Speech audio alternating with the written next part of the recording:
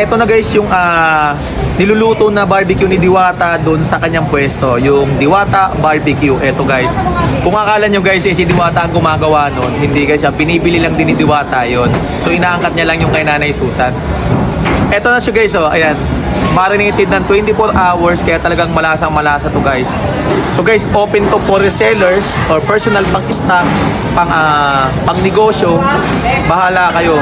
Basta 340 lang guys. Kung magsiswimming kayo, may mga okasyon kayo, hindi nyo na kailangan pang mag-marinate, magtuhog dito lang kay Nanay Susan.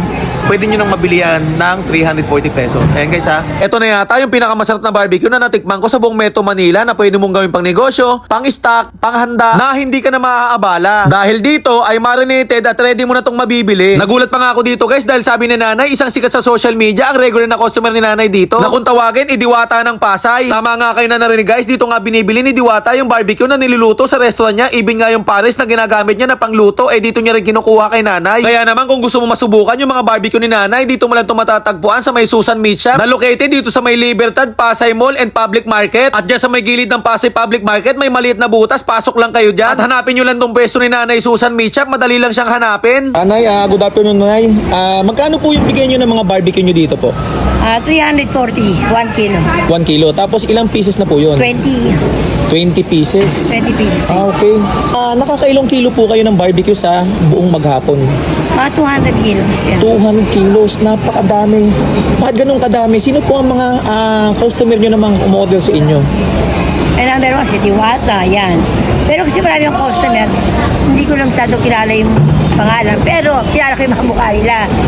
Mga taga saan po yung mga kumukuha? Kung saan saan nanggagaling yun eh. Misa may order kami ng Tagaytay, misa may order kami sa Cebu. Pinakukuha na lang dito, aeroplano na lang yun. Pati Cebu. Oo. Tapos tayo pa yan. Opo, tapos hindi lang naman barbecue ang meron po kayo dito dahil meron din po kayo ditong mga... Liempo, katulad ng liempo, ito, inasal na manok, gano'n. Sa inasal na manok po magkano? 220 lang. 220 per kilo, tas marinated na yan. Marinated na. Okay, tapos yung liempo po, magkano naman? 350 lang. 350. Okay, tapos meron din po kayong embutido.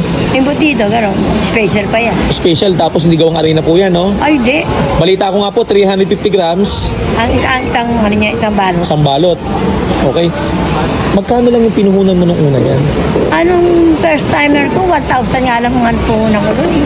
1,000 lang tapos... 1,000 lang ako, parang payment na sa kukuhanan ko. Tangat ka lang, yung kukuhanan ko ng paninda, pinagkatiwalaan ako, kahit daw hindi wala ako down payment, ibigyan ako ng paninda. Opo. Ayun, hanggang sa naging una sinotra tinda ko ay bukas bayad. Hanggang sa totally, lumaki na yung puhunan ko. Hanggang dito ko na pagpatapos yung mga anak ko. Okay naman. Po ang pinaka dito, yung kilala ngayon na sa social media na si Diwata, sa inyo po pala kumukuha ng mga barbecue. Oo, mula nung nagsimula pa siya.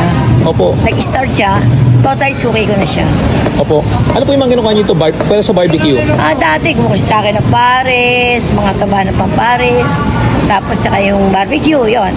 Kahit ba na huli, dinagdagan niya pa ng mga pandiniguan, pambicol express, sa akin na rin kinukuha ng Diwata. Yun. Pero everyday, barbecue niya, everyday. Opo. So, Nay, saan ito matatagpuan, Nay? Dito na sa Pasay Public Market. Kaya Pasay Mall na siya. Okay. Tapos, ma'am, anong oras po kayo nagbubukas? At mga 3:30 ng madaling araw, tapos hanggang 1:30 ng tanghali. Ayun. Ayan po. Ano nga pong pangalan ng ano niyo po? Susan Place. Susan Meat Shop Place. Thank you po, Nay. Thank you po.